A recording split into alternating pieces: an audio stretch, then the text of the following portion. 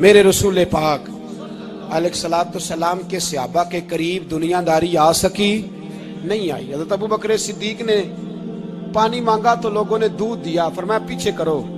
ابو بکر نے نعمتیں چھوڑ دیے. اب ابو بکر وہ والا کام کرتا ہے جو رسول پاک نے کیا ہے. فرمایا نہ دودھ شاید پیش نہ کرو, جو مانگتا ہوں بس وہ دو. حضرت ابو بکر صدیق نے بڑے مالدار تھے. حضرت عمر فاروق رضی اللہ تعالیٰ عنہ کے پاس صحابہ کرام جمع ہو کے آئے. کون سا ایسا شخص ہے جس کی تنخواہ میں اضافہ ہو جائے؟ تو لوگ کہتے ہیں نہیں مجھے نہیں چاہیے. پر ہم نے وہ لوگ دیکھے ہیں. حاجی صادق صاحب کو مسجد والوں نے کہا 1000 روپیہ تنخواہ بڑھانی ہے, تو حاجی صاحب کہنے لگے میرا بڑا سونا گزارا ہوتا ہے, مینوں نہیں بڑے نے. حضرت سیدنا عمر فاروق رضی اللہ عنہ صحابہ اکٹھے ہو کے گئے.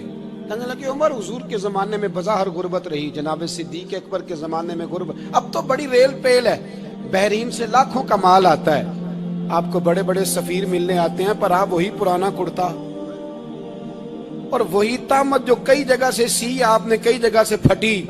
اور حضرت عمر ایک دن عید کی نماز پڑھانے گئے تھے تو ننگے پیر ہی چلے گئے. لوگوں نے کہا جوتا, فرمایا ٹوٹ گیا تھا یار, پہننے کے قابل نہیں تھا. فرمایا ننگے پیر آ گئے ہو, لوگ کیا کہیں گے؟ فرمایا چھوڑو, عمر کے پاؤں ننگے ہیں لیکن عمر کے کردار میں تو کوئی شک نہیں نا, پیر ہی ننگے ہیں نا, کیا ہوا؟ چھوڑو اس بات کو. کوئی پیار نہیں دنیا داری سے, دولت سے کوئی چکر ہی نہیں. حضرت سیدنا عمر فاروق رضی اللہ تعالیٰ عنہ کو صحابہ نے اکٹھے ہو کے کہا, یہ ہے امت کے بیدار ہونے کے طریقے جو عرض کر رہا ہوں. کہا جناب آپ اب بڑا مال غنیمت ہے, اور جس طرح ہر صحابی کا حصہ ہے آپ کا بھی حصہ ہے, تو ایک نیا کرتا ہی ڈال لیں آپ خرید کے. اب جب مشورہ ہو گیا صحابہ میں تو کہنے لگے عمر سے بات کون کرے گا؟ نیا کرتا پہننے کی عمر سے بات کس کو برا لگتا ہے جی؟ نیا کرتا کون بات کرے گا؟ حضرت سیدنا علی المرتضیٰ کا انتخاب ہوا.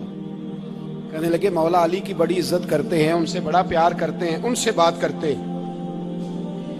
تو حضرت علی کو بلایا گیا, عرض کی حضور مہربانی فرمائیں. حضرت عمر سے کہے نئے کرتے کے لیے, آپ فرمانے لگے عمر میری بڑی قدر کرتا ہے, بڑی بات سنتا ہے, پر یہ والا کام نہیں میں عمر سے کہہ سکتا, یہ کسی اور سے کہو. تو کہنے لگے آپ رہنمائی کر دیں, کس کو کہیں؟ تو جناب علی المرتضیٰ فرمانے لگے اگر حضرت عائشہ صدیقہ سے کہو گے تو عمر فوراً مان جائے گا, وہ مومنوں کی ماں ہیں. صحابہ حضرت عائشہ کے پاس, اماں جی عمر کو بلائیں, ان کو کہیں بڑے بڑے سفیر آئے ہوتے ہیں, وہی پرانے کپڑے پہن کے بیٹھ جاتے ہیں. اللہ اکبر.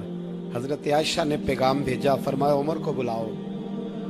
عمر فاروق دوڑے ہوئے آئے, پردے کے پیچھے حضرت عائشہ کے پاس گھٹنوں کے بل, اماں جی دیر تو نہیں کر آیا میں آنے میں؟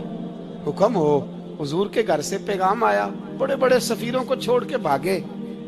حضرت عائشہ صدیقہ کہنے لگی عمر دیکھو جائز پیسے ہوں تو اسلام اچھے لباس سے منع نہیں کرتا, اب بڑا بڑا مال آیا ہے, اب تیرا بھی حصہ ہے, تو صحابہ کرام کی خواہش ہے کہ نیا کرتا پہن لو, بڑے بڑے سفیر آتے ہیں, حرج بھی کوئی نہیں, جائز بھی ہے, کو منع نہیں.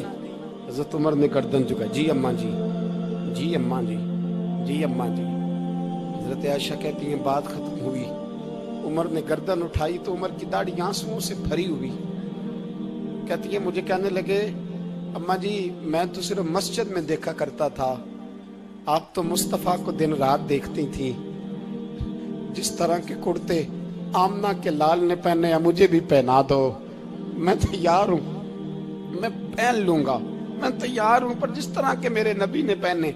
حضرت عائشہ کہتی ہے میں پھوٹ کے روئی, میرا پلو آنسوؤں سے بھر گیا. فرماتی ہیں میں عمر کی بات سنتی گئی تو میرا پلو آنسوؤں سے, میں نے کہا عمر تو جا, تو ٹھیک ہے. فرماتی ہے عمر فاروق سلام کر کے اٹھے, امیر المومنین چلے گئے. اس کونے میں صحابہ چھپے ہوئے تھے, وہ آئے, کہا اماں جی کیا بات ہوئی؟ تو میں پھر رو پڑی. میں نے کہا کیا بتاؤں, تمہیں پرانے کرتے نظر آتے ہیں, اسے محمد عربی کے جلوے نظر آتے ہیں, اسے رسول اللہ کا رنگ نظر آتا ہے, اسے وہ غلامی نظر آتی ہے. عمر کو دنیا سے پیار, اور دنیا سے پیار نہیں تھا, دعا پتہ کیا تھی؟ یوں جھولی اٹھا کے اللہ مرزقنا شہادتن فی سبیلک وجعل موت فی بلد حبیبک. اللہ عمر کو بسترے والی موت نہ دینا، موت شہادت کی دینا، اور میں میدان میں جا کے نہیں مرنا چاہتا، مجھے رسول اللہ کے شہر میں موت چاہیے، باہر جا کے نہیں، یہی میدان لگے مدینے میں، یہی موت آئے، اسباب بنا، میں مدینہ بھی نہیں چھوڑنا چاہتا۔ او بھائی، ان لوگوں کو نہیں پیار تھا۔ جناب صدیق اکبر کا وصال ہوا تو زہر کے اثر سے، وہ جو آپ کو زہر لگا تھا، بعض مفسرین نے لکھا ہے کبھی کبھی وہ جو سانپ نے ڈسا تھا تو کبھی کبھی اس کا اثر آتا تھا، بس اللہ نے شہادت دینی تھی کبھی کبھی، ورنہ تو بڑی شفائیں تھیں۔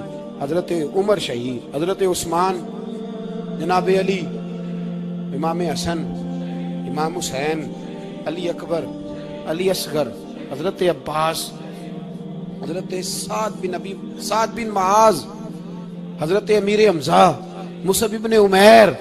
میرے محبوب نے تو لسٹ بنائی شہیدوں کی، لسٹ بنائی شہیدوں کی۔ شہادت سے پیار کیا رسول اللہ صلی اللہ علیہ وسلم کے غلاموں نے، پیار کیا شہادت سے، اسی لیے تو کافر اٹھ نہیں سکا کہ شہادت سے حضرت سعد بن معاذ رضی اللہ تعالیٰ عنہ کو زخم لگ گیا، جنگ سے زندہ آ گئے لیکن زخم ہے، رو کے کہنے لگے محبوبہ سارے شہید ہو گئے، میں ایسے ہی رہ گیا۔ حضور نے فرمایا نہیں، رب تجھے بھی شہادت کی موت ہی عطا فرمائے گا۔ اسی زخم میں پردہ ہو گیا۔ میرے بھائی، حضرت عمر بن جموح رضی اللہ تعالیٰ عنہ 4 بیٹے لے کے احد کے میدان میں آئے، کہا محبوبہ میرے 4 ہی تھے، میں سارے لے آیا ہوں، سارے ہی قبول ہیں؟ میں ٹھیک ہے۔ پھر خود بھی زرہ پہن لی، ایک ٹانگ سے لنگڑے تھے، ٹانگ چھوٹی تھی۔ حضور نے فرمایا تو نے کیوں لباس پہن لیا ہے؟ کہا حضور میں نے بھی تو جہاد پہ جانا ہے نا۔ تو حضور نے فرمایا تیرے 4 بیٹے جو جا رہے ہیں، تو کہا یا رسول اللہ کیا لنگڑے جنت میں نہیں جا سکتے؟ حضور لنگڑے اللہ کو قبول نہیں، میں نہیں جا سکتا۔ تو میرے نبی پاک صلی اللہ علیہ وسلم نے فرمایا نہیں، جنت تو تیرا انتظار کر رہی ہے۔ کہا حضور پھر میں بھی جاؤں گا، بچے جائیں گے تو میں بھی جاؤں گا۔ ایک بی بی احد کے دن 3 سال کا بچہ لے کے گھر سے نکلی، بیبیوں کو کہتی ہے میرا خامد بھی بدر میں شہید ہوا، بھائی بھی اور باپ بھی، آج حضور نے پھر بلایا ہے، دل کرتا تھا کوئی جوان بیٹا ہوتا تو میں پیش کرتی، پر اب میرے پاس یہ 3 سال کا ہی ہے۔ بچہ لیا، مدینے میں مسجد نبوی میں حضرت بلال سے کہنے لگی 2 منٹ حضور کا دیدار چاہیے۔ نبی پاک آئے، کیسے آئی ہو؟ کہنے لگی محبوبہ میں شہید کی بیٹی، شہید کی بہن، شہید کی بیوہ ہوں، میرے پاس اب جوان تو کوئی نہیں، یہ 3 سال کا ہی ہے۔ حضور نے مسکرا کے فرمایا یہ کرے گا کیا؟ کرے گا؟ کہنے لگی حضور سنا ہے اسلحہ تھوڑا ہے، ڈھال کی ضرورت ہے، لوہے کی ڈھال ہوتی تھی، جب تلوار آتی تھی تو آگے کی جاتی تھی۔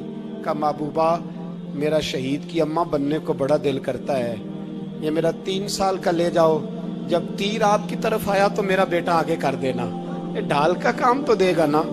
ہنستے ہوئے محبوب کی آنکھوں میں آنسو آئے، بچے کو پکڑ کے سینے سے لگایا، ماتھا چوما، فرمایا جا تیرے ساتھ وعدہ ہے قیامت کے دن تجھے شہید کی اماں کہہ کے ہی پکارا جائے گا، وعدہ ہے تیرے ساتھ تجھے شہید کی۔ میرے بھائی مرنے کو دل ہی نہیں مسلمان۔ میرے نبی پاک صلی اللہ علیہ وسلم نے فرمایا جس کے دل میں کبھی شہادت کی آرزو پیدا نہیں ہوئی، اس کے سینے میں دھڑکنے والا دل مومن کا ہے ہی نہیں، وہ تو منافق ہے جو کبھی دین کے رستے میں شہید ہونے کو۔ میرے بھائیوں دین کو بڑی ضرورت ہے، بڑی ضرورت ہے، بڑی۔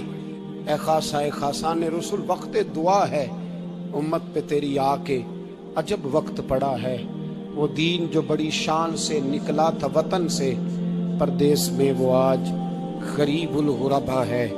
فریاد ہے اے کشتی امت کے نگہباں، بیڑا یہ تباہی کے قریب آن لگا ہے۔ اور ایک شاعر قلم توڑ گیا، کہنے لگا تجھ سے فریاد ہے اے گنبد خضرا والے، تجھ سے فریاد ہے اے گنبد خضرا والے، کعبے والوں کو ستاتے ہیں کلیسا والے، تجھ سے فریاد ہے اے گنبد خضرا۔ اپنے اندر دین کا درد پیدا کرو، ذوق پیدا کرو، مسلمان بن کے جینا